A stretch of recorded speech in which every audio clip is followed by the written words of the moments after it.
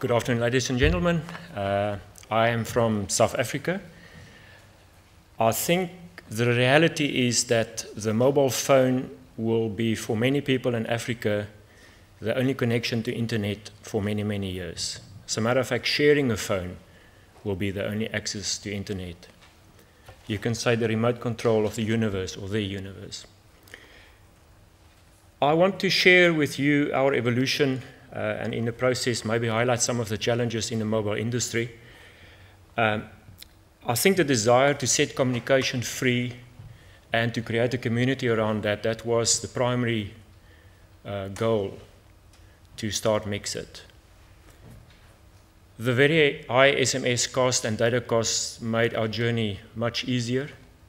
And today we have a registered base of approaching 39 million, of which most are in Africa.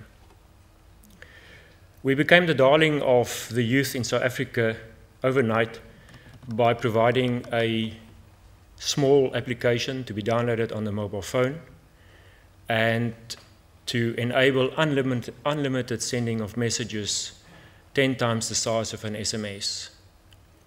Today we send 750 million of messages per day, sending and receiving combined.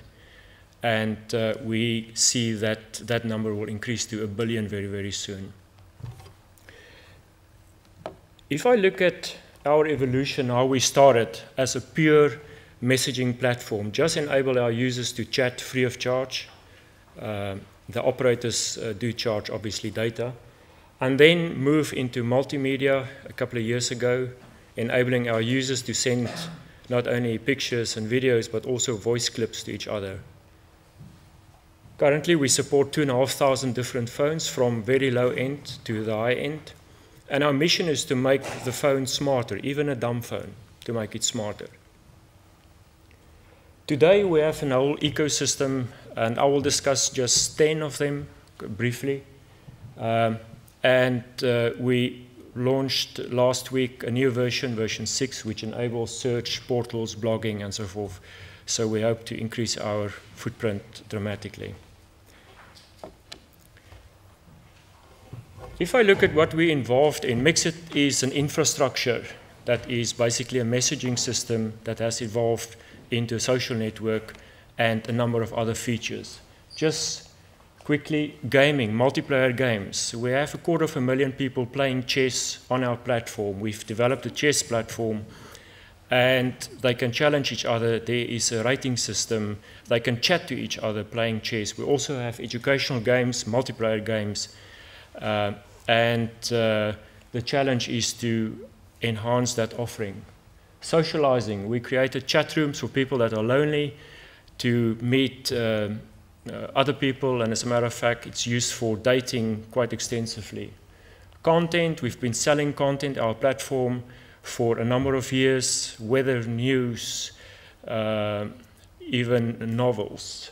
Music, we've been selling music also for a number of years. We created our own ecosystem 5 years ago, and we sell music. But besides that, we create a platform for upcoming artists to deposit their music. It's rated by our user base, and then eventually we sell the music on behalf of the artists and give revenue share to them. Voting, for the past 4 years, we've been involved in TV voting, Idols, Big Brother, Survivor. And the day will come that we will extend voting to features such as a speech by the president on television, to rate his speech. Radio interaction is something we started recently, where the DJ can correspond with listeners free of charge. So it's a chat room, a special chat room that we created that enables the listeners to interact with DJ free of charge. External access, we provide access to Facebook, Google, MSN, and so forth. Recently, we gave all our users an email address, which is quite important. When you want to send a CV for a job, you need an email address. This will be the only email address for many people in Africa. We also started a classified system running on our platform. And what you must remember is that all of these systems are running within MXit. So while the user is busy chatting to his friends, he can access these services without exiting MXit. And then lastly, book reading. Last year, we published the first book on our platform that enables our users to read chapter by chapter, and I think a sum total of 76,000 people have read a novel by an author. We would like to put all the curriculums, textbooks on our platform free of charge, and we're in a process of setting that up. We have started an initiative called MXit Cares, which is not-for-profit. We are a profit company, but this initiative we run free of charge. We don't charge for any educational stuff, and also community upliftment programs. We don't charge for that at all. Just to give you some examples of the stuff, and there are many more. Starting on the right-hand side, bottom, Childline. We've been doing it for a number of years. It's more than 18 months. The first pilot was actually 3 years ago. And currently we have close to 70,000 subscribers. These are traumatized kids that are talking to counselors using our platform. And the messaging is free. It's not SMSs. If I look at Dr. Maths in the top corner there, 17,000 children with 100 tutors. We're providing one-on-one tutoring for the kids. Quiz Max is multiple questions for maths. And if I look at the most successful, one of the most successful ones is drug, alcohol, depression, debt counseling. It's been running on a platform called Jamix, which interfaces directly with our platform. Here are a number of initiatives that we run. The important thing is to look at the number of subscribers that are using it. Sometimes over 100,000. I mean, chess is 258,000. These things are all free of charge and will stay free of charge.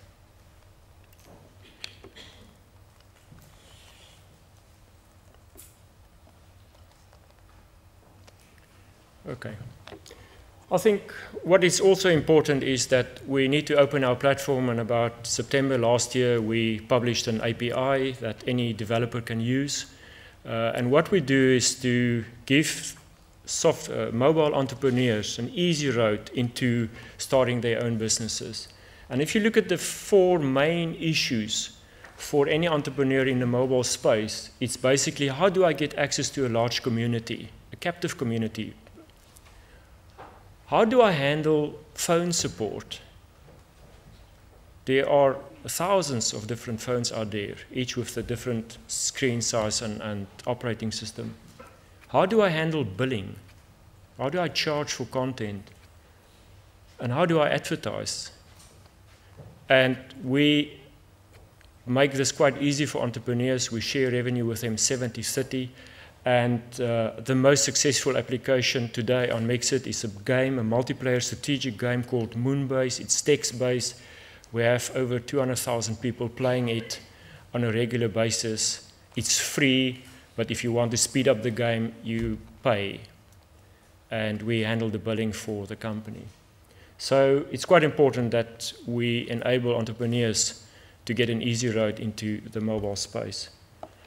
And then lastly, the challenges in Africa, and I think that counts for all the emerging countries.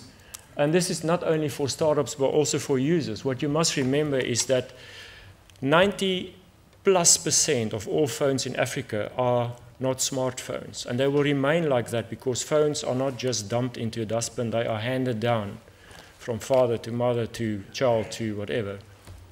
So you have to make sure that your software runs on old phones. And if you want to develop only for smartphones, your Africa take-up is going to be difficult. 2G and 3G availability. Africa now, for the first time, the past year, is ready for applications such as MXit and obviously Facebook, Twitter, and so on. But before that, the coverage of 2G and 3G was very skimpy. Then data costs. Most people don't realize how expensive data is for someone from a third world country.